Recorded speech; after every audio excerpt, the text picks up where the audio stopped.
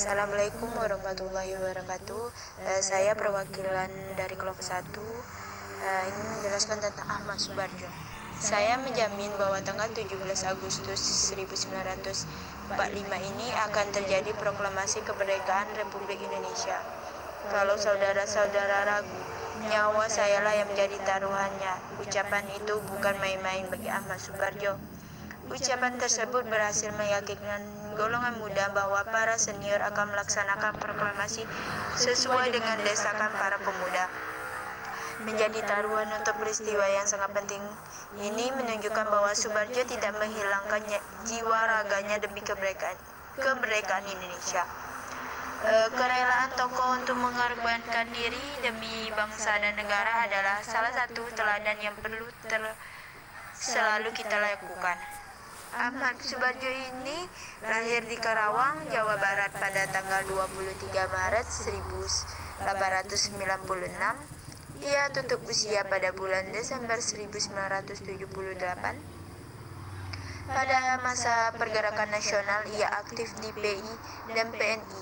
Kemudian pada masa pendudukan Jepang sebagai Keigun, bekerja pada kantor Kepala Biro Riksot Angkatan Laut Jepang pimpinan Laksamana Maeda. Ia juga sebagai anggota PUPKI dan PPKI. Ahmad Subarjo ini tidak hadir pada saat Bung Karno membacakan teks proklamasi di Pengasaan Timur nomor 56 Jakarta Pusat. Tokoh Ahmad Subarjo ini boleh dikatakan sebagai tokoh yang mengakhiri peristiwa Rengas Dengklok. Sebab dengan jaminan nyawa Ahmad Subarjo, akhirnya Insinyur Soekarno, Muhammad Hatta, dan rombongan diperbolehkan kembali ke Jakarta. Sampai di Jakarta, dini hari di rumah Maeda dilaksanakan perumusan teks proklamasi. Ahmad Subarjo secara langsung berperan aktif dan memberikan andil pemikiran tentang rumusan teks proklamasi. Inilah hasil diskusi kelompok kami. Saya akhiri. Wassalamualaikum warahmatullahi wabarakatuh.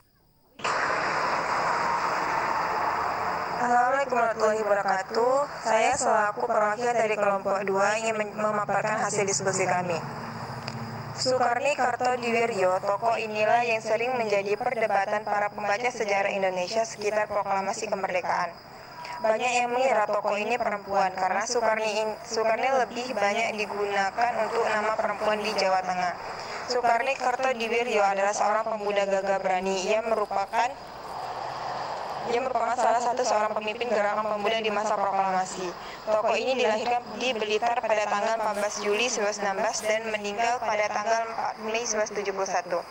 Sejak muda ia sudah aktif dalam pergerakan politik. Semasa pendudukan Jepang, ia bekerja pada kantor berita Domei. Kemudian ia aktif di dalam gerakan pemuda, bahkan ia menjadi pimpinan gerakan pemuda yang berpusat di Asrama Pemuda Angkatan Baru di Menteng Raya 31 Jakarta. Sukarni merupakan pelopor penculikan Soekarno dan Muhammad Hatta ke Rengas Dengklok. Ia juga tokoh yang mengusulkan akhir teks proklamasi ditandatangani oleh Soekarno dan Muhammad Hatta atas nama bangsa Indonesia. Ia juga memimpin pertemuan untuk membahas strategi penyebarluasan teks proklamasi dan berita tentang proklamasi. Sekian pemaparan hasil diskusi kami. Lebih dari kurang kami mohon maaf. Baiklah, di sini saya menyampaikan hasil diskusi dari kelompok 3, yaitu 3 Said Melik, tokoh yang lahir pada tanggal 25 November 1908 di Yogyakarta ini berperan dalam pencatatan hasil diskusi susunan teks proklamasi. Ia mengetik teks proklamasi yang dibacakan oleh Soekarno-Hatta. Sejak muda, Said Melik sudah aktif dalam gerakan politik dan jurnalistik. Tahun 1942 menjadi pemimpin redaksi surat kabar Sinar Baru Semarang. Nama tokoh ini semakin mencuat pada sekitar proklamasi kemerdekaan Indonesia. Ia telah menyaksikan penyusunan teks proklamasi di ruang makan rumah Maeda. Bahkan akhirnya ia dipercaya untuk mengetik teks proklamasi yang ditulis tangan oleh Soekarno. Yang keempat ada Burhanuddin Muhammadiyah. Muhammadiyah lahir di Kota Raja pada tanggal 7 April 1917. Ia berbakat di bidang jurnalistik. sejak tahun 1937 sudah menjadi redaktur berbagai surat kabar. Pada awal pendudukan Jepang, ia bekerja pada radio militer pada tahun 1942 sampai dengan 1945. Ia bekerja sebagai wartawan pada harian Asia Raya. Pada sekitar peristiwa proklamasi, BM dia sudah menjadi wartawan yang terkenal.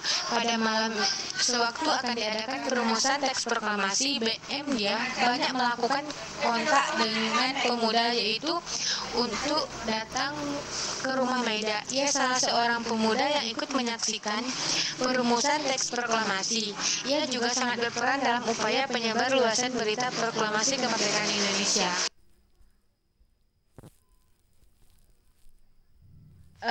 Baiklah, di sini saya akan menjelaskan tentang yang pertama itu adalah Latif Hendra Ningrat.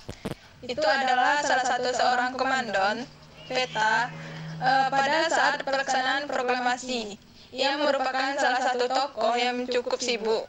Ia menyebut beberapa tokoh penting untuk hadir di Penggagas Timur nomor 56. Misalnya, ia harus mencari dan menjemput Muhammad Hatta.